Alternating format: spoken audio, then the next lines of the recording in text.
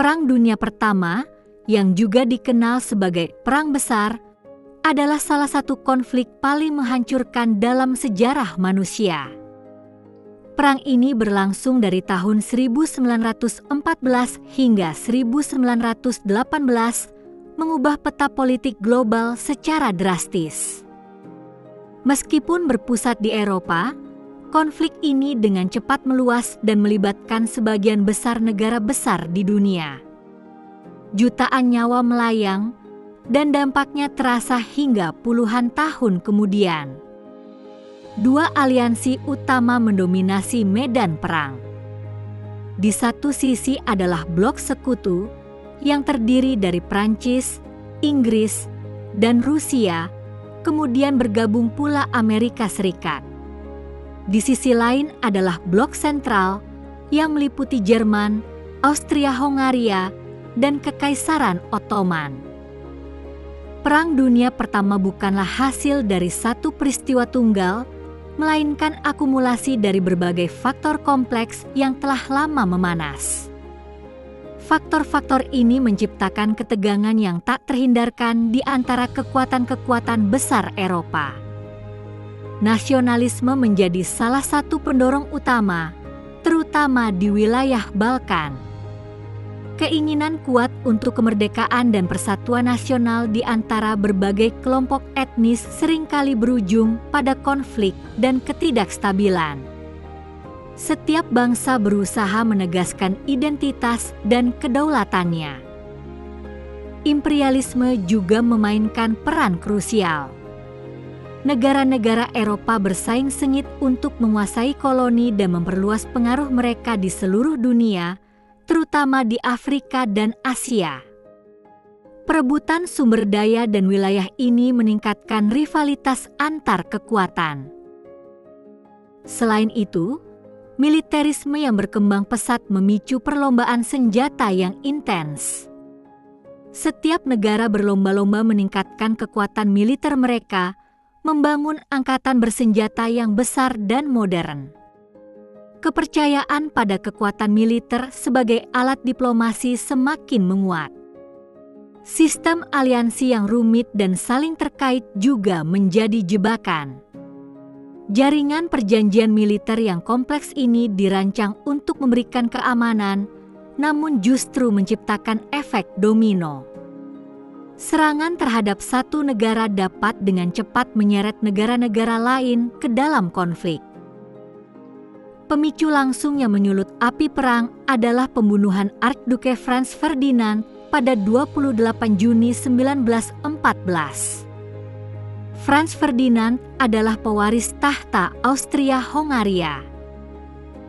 Ia dibunuh oleh seorang nasionalis Serbia di Sarajevo.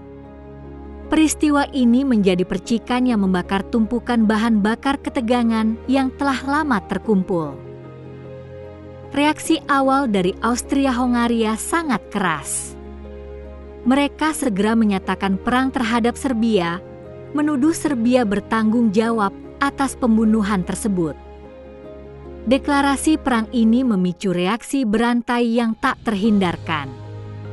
Sistem aliansi yang telah dibangun selama bertahun-tahun mulai bekerja, menyeret satu persatu negara ke dalam konflik. Perang dimulai dengan gerakan cepat Jerman melalui Belgia, sebuah strategi yang dikenal sebagai rencana Schlieffen. Tujuan utama Jerman adalah menyerang Prancis dengan cepat dan mengalahkannya sebelum Rusia dapat memobilisasi pasukannya sepenuhnya. Namun, rencana Jerman terhenti oleh perlawanan sengit dari pasukan Prancis dan Inggris. Pertempuran Marne pertama menjadi titik balik penting, di mana pasukan sekutu berhasil menghentikan laju Jerman. Akibatnya, front barat berubah menjadi perang parit yang berlarut-larut. Kedua belah pihak membangun jaringan parit yang luas, menciptakan kebuntuan yang mengerikan. Ciri khas perang parit adalah pertempuran berdarah dengan sedikit atau tanpa kemajuan signifikan. Jutaan tentara terjebak dalam kondisi yang mengerikan, menghadapi serangan artileri, gas beracun, dan penyakit. Sementara itu, di front timur, Rusia mengalami kekalahan besar dari Jerman. Meskipun demikian, peran Rusia sangat penting dalam mengalihkan sebagian besar pasukan Jerman. Keberadaan front timur memaksa Jerman untuk membagi pasukannya, mengurangi tekanan di front barat. Ini memberikan waktu bagi sekutu untuk memperkuat pertahanan mereka. Seiring berjalannya waktu, perang meluas jauh melampaui Eropa. Konflik menyebar ke Timur Tengah, Afrika, dan bahkan ke lautan di seluruh dunia. Amerika Serikat awalnya mempertahankan netralitas dalam konflik ini. Namun, situasi berubah drastis pada tahun 1917 ketika AS memutuskan untuk bergabung dengan sekutu.